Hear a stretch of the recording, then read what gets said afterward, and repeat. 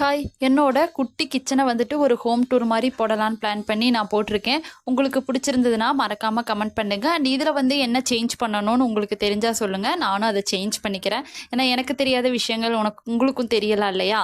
So that அதனால first வந்துட்டு உள்ளே வந்ததுமே கீழே வந்துட்டு ஆனியன் அண்ட் கோகனட் அப்புறம் பொட்டேட்டோ தக்காளி வந்து ஃப்ரிட்ஜில் வைக்க மாட்டேன், வெளியவே ஸ்டோர் பண்ணிடுவேன். வீடு வந்து எவ்வளோ சின்னதாக இருந்தாலும் அதை வந்து நம்ம எப்படி ஆர்கனைஸ் பண்ணி வச்சுருக்கோம், எவ்வளோ க்ளீனாக வச்சுருக்கோங்கிறது தாங்க மேட்ரு. நம்ம வந்து மாளிகையில் தான் இருக்கணும் அப்படின்னு எந்த அவசியமும் கிடையாது. நம்ம இருக்கிற இடத்த நம்ம சுத்தமாக வச்சுக்கிட்டாலே போதுங்க, நம்ம நல்லா இருப்போம் அப்படின்னு தான் நான் நினைக்கிறேன். நான் வந்து எனக்கு தெரிஞ்ச அளவுக்கு என்னோடய கிச்சனை வந்துட்டு முடிஞ்ச அளவுக்கு நீட்டாக தாங்க வச்சுருப்பேன். காய்ச்சல் சளி அந்த மாதிரி வந்துட்டால் மட்டும்தான் கொஞ்சம் கஜ கஜன்னு ஆயிரும். எப்போவுமே நைட்டு நம்ம எல்லா வேலையும் முடிச்சுட்டு நம்ம சாப்பிட்ட பாத்திரம் வட்டல் இது எல்லாத்தையுமே கழுவி வச்சுட்டு போய் படுங்க.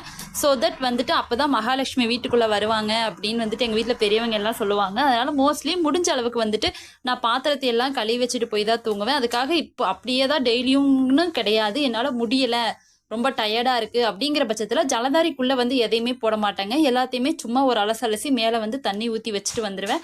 பார்க்க வந்து ரொம்ப அசிங்கமாக பார்த்தாலே ஒரு வாமிட் வர மாதிரி அந்த மாதிரி இருக்கக்கூடாதுங்க. ஜலதாரை நம்ம கழுவ முடியலைனாலும் ஓரளவுக்கு பாத்திரத்தை சுத்தம் பண்ணி மேலே எடுத்து வச்சுட்டு போனால் கூட நம்ம அடுத்த நாள் காலையில் கழுவிக்கலாம்.